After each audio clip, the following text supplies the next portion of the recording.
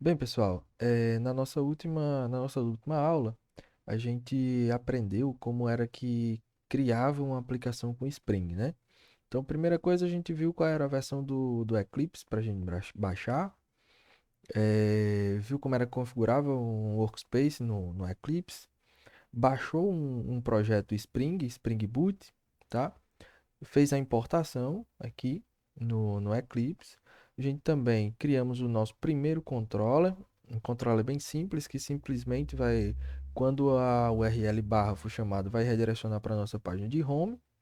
Nossa página de home também foi criada aqui nos resources, nos templates, e a gente fez essa aplicação funcionar. Aprendeu como era que rodava, como era que ia lá no browser e chamava essa aplicação, tá?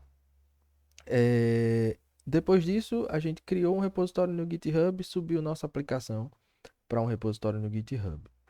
Hoje a gente vai discutir um pouquinho mais sobre o que é MVC, tá? MVC, ele vem da sigla, a sigla significa Model View Controller, tá? Então, basicamente, o MVC é um padrão de projeto onde a gente separa a nossa aplicação nessas três camadas, tá? A camada de modelo, a camada de visão e a camada de controller. Os modelos vão representar as entidades do nosso sistema, as entidades do nosso projeto. O que é que eu devo salvar, o que é que eu devo armazenar, como é que eu modelo essas coisas que eu preciso ter armazenadas, tá? A visão, como o próprio nome já diz, elas vão ser representadas pelas páginas da nossa aplicação. E os controllers, eles servem para controlar as regras de negócio, o funcionamento da nossa aplicação, tá bom? Então, nessa aula, a gente vai criar o nosso primeiro modelo da nossa aplicação. Como é que a gente faz para criar um modelo? A gente está querendo cadastrar eventos, tá? Então a gente vai criar uma classe que vai representar o que é um evento para a gente. A gente já tem dois pacotes, o pacote principal e o pacote de controllers. Então agora a gente vai criar uma nova classe aqui com um novo pacote para ficar mais organizadinho. Para a gente colocar esse nosso modelo lá que é o nosso evento, tá? Então, como é que a gente faz para criar um novo pacote? A gente já viu aqui que eu posso clicar aqui com o botão direito, tá? Apertar novo e vir aqui criar um novo package, um novo pacote. Só que durante a criação de uma classe, eu também já consigo dizer qual é o pacote. Então, eu vou mostrar a vocês essa outra forma. Criando pelo pacote, vocês viram na aula passada. Então, quando eu clico aqui, ó, em New Class, vocês vão ver que aqui em cima aparece em qual pacote essa classe vai ser criada. Eu posso simplesmente colocar um ponto e dizer aqui que essa classe eu quero que ele crie no pacote models, tá? Models, porque aqui é onde vão ficar os nossos pacotes de modelo. Lembrando que todo pacote que a gente for criar tem que começar com isso aqui, que é a classe que é onde está a classe que inicializa a nossa aplicação. E o Spring Boot só vai encontrar os nossos controllers de forma automática se ele estiver em um subpacote dessa classe que faz a inicialização, tá? Então, como é que vai ser o nome dessa classe? A gente está querendo criar um evento, certo? Então, nada mais justo do que chamar essa classe de evento. O evento é onde a gente vai representar o que é um evento para a gente. Então, o que é que a gente precisa aqui para representar um evento, tá? Primeira coisa que a gente pode dizer aqui é que eu posso dizer que um dos atributos do meu evento vai ser um string e vai conter o nome do meu evento, tá? Então, vou colocar aí para a gente private string nome. Um outro atributo aqui que a gente poderia ter do nosso evento seria o local, tá? Então, private string local. O local onde nosso evento ele vai acontecer. O que mais que a gente pode colocar para o evento? A gente pode colocar também a data, tá? Vamos colocar ele como string por enquanto, para a gente ver. Então, data do evento, ponto e vírgula. E um último atributo aqui, vou usar string também por enquanto, é horário. O horário que vai acontecer o nosso evento, tá? Todos esses atributos aqui são privados, por padrão, vocês aprenderam lá em programação orientada a objeto. que o ideal quando a gente está criando um objeto é a gente encapsular esses objetos e permitir o acesso apenas pelos métodos gets e setters, né, da nossa aplicação. Então a gente vai precisar criar método get e método setter para todos os atributos aqui do meu evento, tá? Salvei aqui essa classe e vou criar aqui os getters e setters. A gente pode fazer essa criação de forma manual ou fazer pelo próprio criador, o gerador. O Eclipse ele tem um gerador automático de gets e sets. Então a gente pode, ó, vir aqui em Source, tá? Essa opçãozinha Source no menu do Eclipse e tem um, um menu, tá? Tem uma opção, uma função aqui que é gerar getters and setters. Então eu posso clicar aqui e gerar os meus getters e setters. Ele vai dizer quais são, vai pedir para você selecionar, eu vou selecionar todos, tá? Eu vou selecionar todos e apertar em gerar gets e sets. E aí ele vai gerar todos os gets e sets da minha aplicação. Ele gerou juntinho aqui, porém o Eclipse ele tem um atalho que eu posso utilizar para ele poder formatar essa minha classe de uma maneira mais bonitinha, organizar a formatação, indentação e por aí vai. Então basta eu pressionar aqui, ó, as teclas Ctrl, Shift, F do meu teclado, que ele vai organizar todos os métodos e toda a indentação desses métodos, tá? Eu vou desorganizar aqui para vocês verem, ó. Eu posso criar um método aqui todo desorganizado. Se eu apertar Ctrl Shift F, o Eclipse ele automaticamente organiza tudo direitinho de acordo com o padrão de organização aqui de arquivos Java, tá bom? Então salvei isso daqui. Agora a gente vai fazer um passo importante, que é criar um versionamento do nosso projeto, tá? A gente viu que a gente está usando o Git junto com o GitHub e nada mais justo do que quando a gente vai criar uma funcionalidade, uma coisa nova, a gente criar uma nova versão desse meu projeto, tá bom? Então, se a gente vier lá na nossa pasta, eu estou aqui dentro da pasta de eventos, dentro da pasta do projeto, que também é um repositório Git. E aqui pelo Git eu já consigo ver, ó, por aquele comando que a gente viu na nossa última aula, Git status, a gente consegue ver que um arquivo foi modificado, ó, um arquivo novo existe aqui e que não existia antes. Ele está dizendo, ó, esse arquivo aqui, que está dentro dessa pasta models, tá? Ele está untracked, tá? Não é rastreado ainda pelo Git. Então, vou adicionar ele. Como é que a gente faz? Git add e coloco o nome do arquivo. Eu posso colocar o nome do arquivo completo, ó, src barra main barra. Eu estou apertando o tab para ele autocompletar para mim, tá? Barra Java, barra ifrn, barra pi, barra eventos, barra models, barra evento.java, que é o nome da nossa classe que a gente criou. Então, adicionei. Vocês lembram que eu posso fazer isso colocando o nome completo do meu arquivo, ou eu posso simplesmente digitar git add ponto. A desvantagem, aliás, existe uma vantagem e uma desvantagem. Quando eu digito git add ponto, ele vai adicionar todas as classes que foram modificadas para a gente gerar uma nova versão da nossa aplicação, né? No nosso repositório. É, Porém, às vezes eu quero fazer um commit, versionar apenas um pedaço do que eu modifiquei. Às vezes eu modifiquei vários arquivos e quero versionar pelo menos um pedacinho deles de forma diferente. Porque em cada versãozinha dessa a gente coloca uma mensagem. Então eu quero colocar uma mensagenzinha diferente para cada um desses arquivos que forem modificados. Então, se eu quiser fazer isso, eu posso adicionar arquivo por arquivo e não todos de uma vez, tá? Então, se eu vier fazer git status de novo, a gente vê que agora a gente tem um novo arquivo aqui, ó, para ser versionado. Ele não está versionado ainda. Para ele ser versionado, a gente precisa fazer o commit. Então, git commit -m criando, entre aspas duplas, criando modelo para evento, ok? Cliquei aqui, criei o modelo para o evento, tá? Então a gente vai voltar lá no nosso código e vai continuar. É importante que a gente faça commits separados, porque o Git, ele permite que a gente volte e analise esses commits de forma separada e veja o que foi que mudou na nossa aplicação, tá? Então, é importante que a gente faça isso. Lembrando que quando eu faço um commit, esse meu repositório, ele foi atualizado, mas o meu repositório remoto, que é o que está lá no GitHub, ele não foi atualizado ainda. Para o que está lá no GitHub ser atualizado, eu vou abrir lá o nosso repositório que a gente criou na nossa última aula, tá?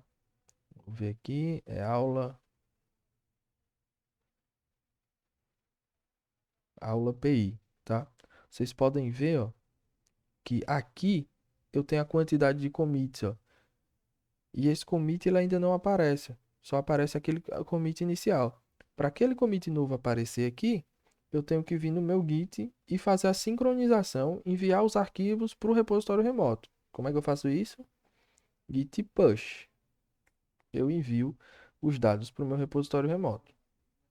Lembrando que a primeira vez a gente fez com aquele outro comando, "-u", orange e main lá, porque a gente precisava criar esse branch lá no repositório remoto. Mas agora, git push ele já resolve para a gente. Então, Fernando Soares 88, meu usuário, minha senha, que eu não vou dizer. Então, ó, tá subindo, subiu toda a minha aplicação aqui, o que foi mudado, toda a alteração que foi feita. Subiu para o meu repositório remoto. Eu posso voltar aqui no meu repositório remoto. Se eu recarregar a minha página, vocês vão ver que agora a gente tem um commit novo, que é criando um modelo de evento. E quando a gente abre esse commit, a gente vê o que foi alterado. Uma nova classe que foi criada e tudo isso que tem dentro dessa classe é novo para a gente, tá bom? Nas próximas aulas a gente vai ver que se eu fizer uma alteração, vai aparecer aqui dizendo exatamente qual foi a alteração que eu fiz de um commit para o outro. Então, a vantagem de eu fazer vários commits é que eu consigo ter um rastreio melhor das alterações que foram feitas no meu projeto, tá? Então, agora que a gente já criou o nosso modelo, a gente vai criar um formulário, uma página com um formulário, para a gente poder enviar os dados desse modelo para a minha aplicação. Então, como eu quero enviar os dados, eu vou criar aqui um controller novo, tá? Que vai servir para fazer, para ter funcionalidades relativas ao evento, tá? Então, eu vou criar aqui uma classe nova e vou fazer o seguinte: vou criar um evento controller. Então, evento, eu vou botar no plural, só por padrão, eventos controller. Eventos controller. Lembrando que o nome do nosso modelo a gente coloca no singular, porque ele representa apenas uma unidade dessa entidade, tá certo? No nosso dos nossos controles, geralmente eu coloco no plural, porque aqui eu vou fazer coisas relacionadas aos eventos que eu tenho na minha aplicação, tá? Criei um controller, todo mundo lembra que quando eu crio um controller, eu preciso avisar para o Spring que isso aqui é um controller. Então, de novo, arroba controller. Vou fazer dessa vez assim, ó. Eu vou digitar o nome completo da anotação e vocês vão ver que essa anotação ela não foi importada automaticamente. Então, eu posso clicar no botãozinho do erro, selecionar a opção aqui importar, tá?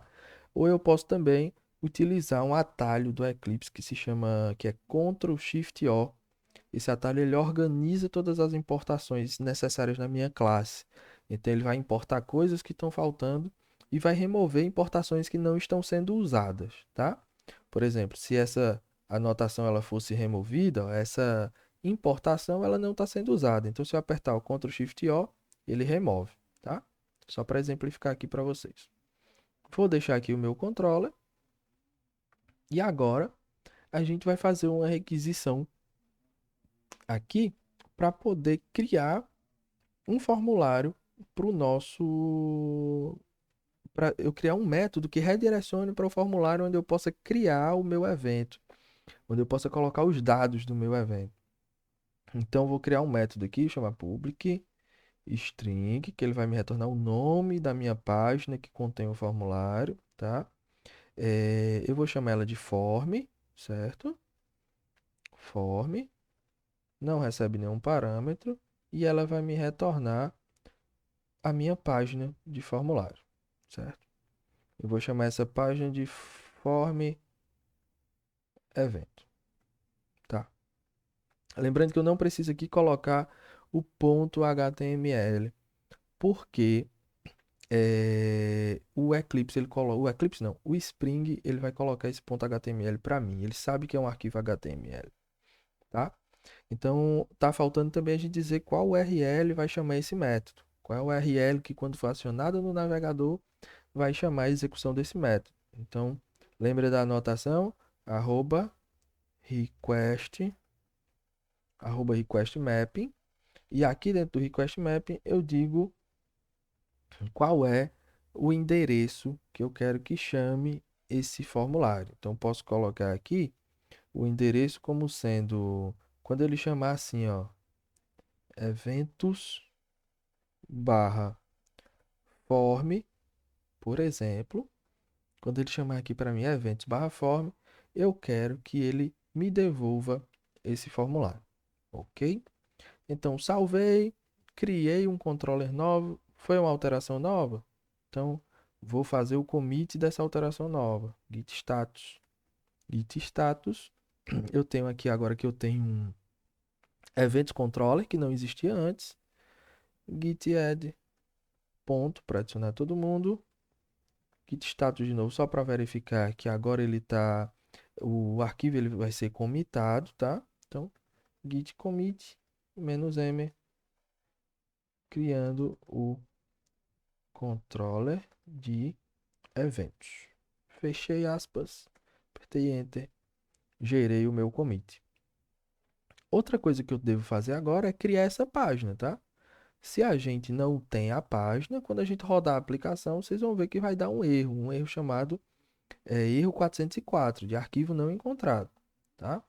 É, Só para a gente testar, ó, eu vou aqui dar play na minha aplicação, vou iniciar minha aplicação.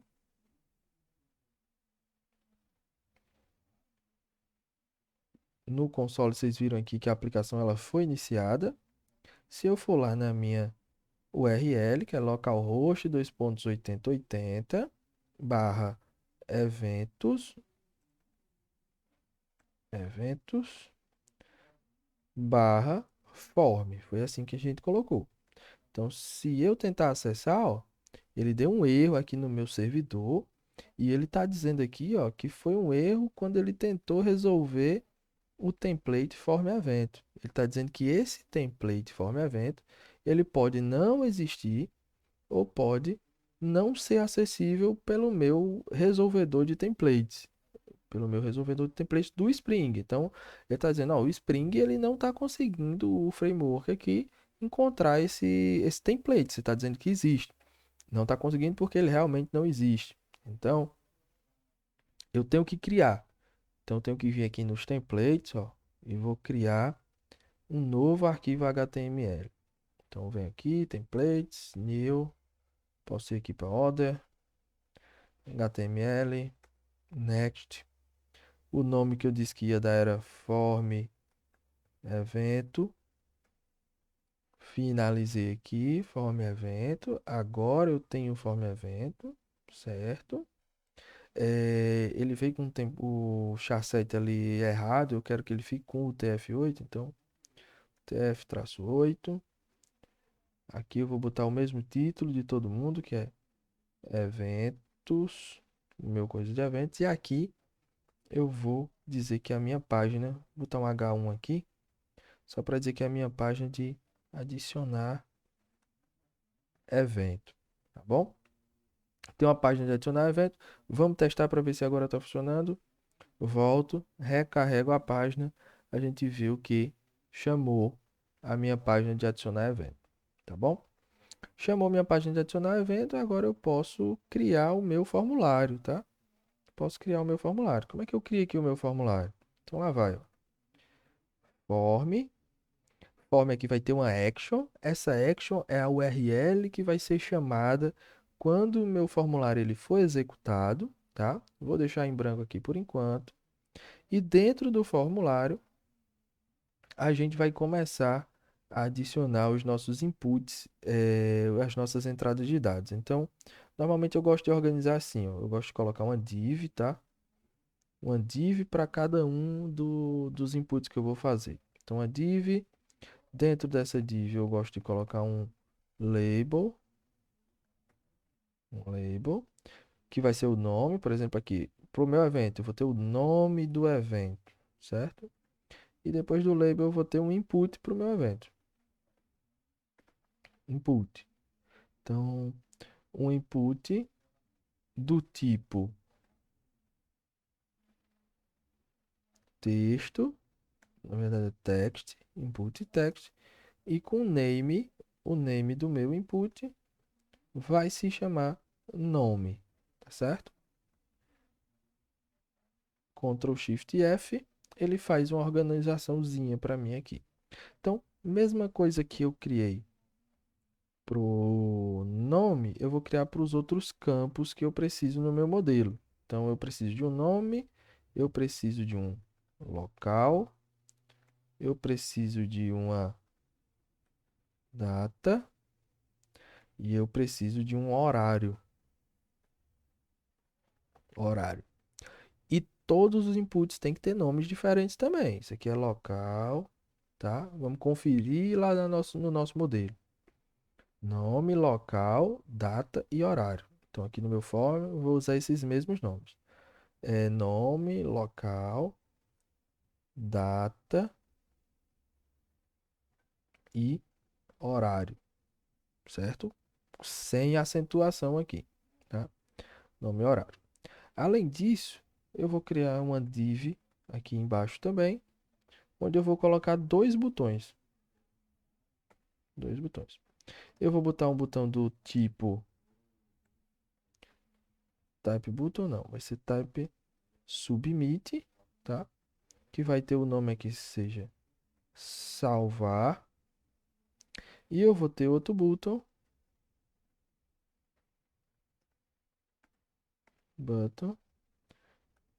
limpar, que vai ser do tipo, nome do botão, o tipo dele vai ser reset, tá?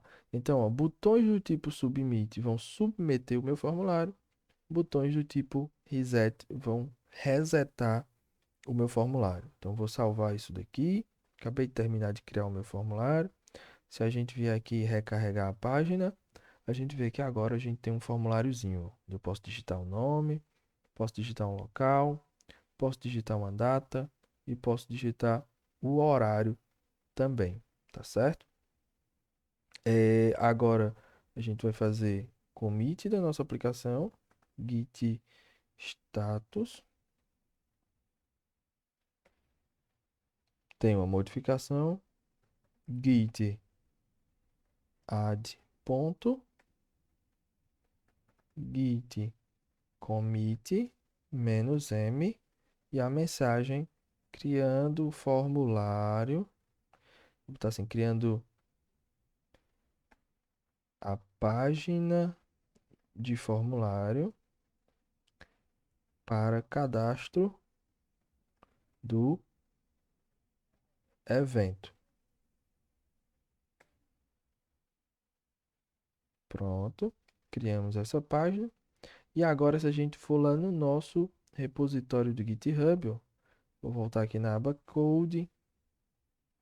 Na aba Code, a gente vê que a gente tem dois commits. Os outros commits eles ainda não apareceram. Por quê? Porque a gente não fez um push. Então a gente tem que lembrar, toda vida que eu quiser sincronizar o meu repositório local com o meu repositório remoto, eu tenho que fazer push do meu repositório. Então eu tenho que fazer, ó, git push. Git push, vai pedir meu usuário e senha.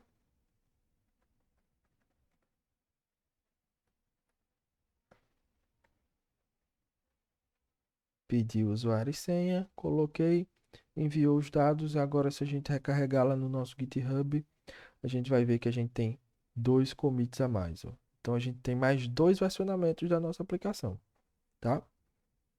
É, E tem também, pessoal, quando a gente faz uma alteração que está no repositório remoto e a gente quer buscar o que tem lá, a gente tem um outro comando que se chama git pull. Então, se eu faço, ó, git pull, ele vai buscar tudo que está no meu repositório remoto e trazer para cá. Aqui ele diz que já está atualizado porque não tem nenhuma atualização no meu repositório remoto. Mas se outra pessoa estivesse trabalhando comigo em outro computador e estivesse sincronizando também com esse mesmo repositório meu, esse mesmo repositório que eu criei, as alterações que essa pessoa enviasse para lá, eu poderia baixar através do Git pull, tá? Então eu vou fazer um exemplo aqui, é, só para a gente ver como aconteceria. No GitHub existe a possibilidade da gente fazer adição aqui do nosso repositório, de adição de coisas aqui do nosso repositório. Uma sugestão que ele já está me dando aqui, ó, no início aqui do code, é criar um arquivo de README, tá?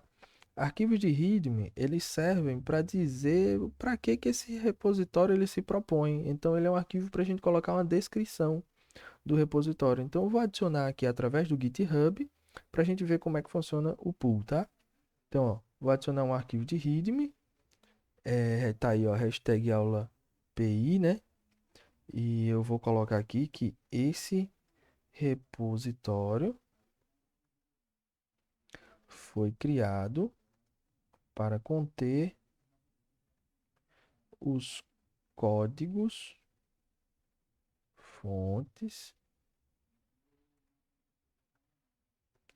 do projeto de eventos para aprender Spring Boot. Vou botar assim, Spring com Spring Boot, porque o nome do framework é Spring, tá? Spring Boot, ele é um pacote do framework, uma biblioteca do framework que ajuda na configuração da aplicação para mim. Então, ele faz a configuração de uma forma mais simples. Coisa que se eu estivesse usando só o Spring MVC puro, a gente ia ver que a gente ia ter mais trabalho. A gente precisava configurar onde as páginas estavam, onde os controllers estavam. Então, o Spring Boot, se eu seguir algumas regrinhas dele, como aquela regra da nomenclatura dos meus controllers, ele está sempre em subpacotes do pacote principal, da classe principal. Ele faz essa configuração e encontra esses controles automaticamente para mim, tá certo? Então eu vou salvar, vou vir aqui ó, e vou criar. E vocês podem perceber que ó, commit new file. Então quando eu criar, ele está fazendo um commit aqui, ele está fazendo um versionamento. Está dizendo, ó, o meu repositório agora tem uma nova versão, um novo timestamp, né? É, uma nova marca no tempo de vida desse meu repositório. Então, commit aqui esse new file. A gente pode perceber que no repositório, ó, o readme já existe e o readme foi criado com esse commit aqui, ó. E agora eu tenho 5 commits. Um commit novo agora cria para mim o arquivo de readme. Então, se a gente for lá no nosso Eclipse, a gente vai ver que o arquivo de readme não existe aqui ainda. Por quê? Porque a gente não baixou as coisas do repositório. Então, eu vou vir aqui, vou fazer git pull e agora ele vai pegar tudo que está no meu repositório remoto e vai trazer para o meu repositório local, tá? E agora se a gente for lá no Eclipse, ó, clicar aqui no coisa e apertar F5, vocês vão ver que o arquivo de readme agora está aqui e eu posso acessar esse arquivo e inclusive editar esse arquivo aqui, tá bom? Então, era isso que a gente tinha para essa aula de hoje. A gente ainda não fez o cadastro funcionar. Então, na próxima aula, a gente vai fazer a configuração do banco de dados para poder receber isso aqui e vai fazer essa página funcionar direitinho, tá ok? Então, até a próxima aula.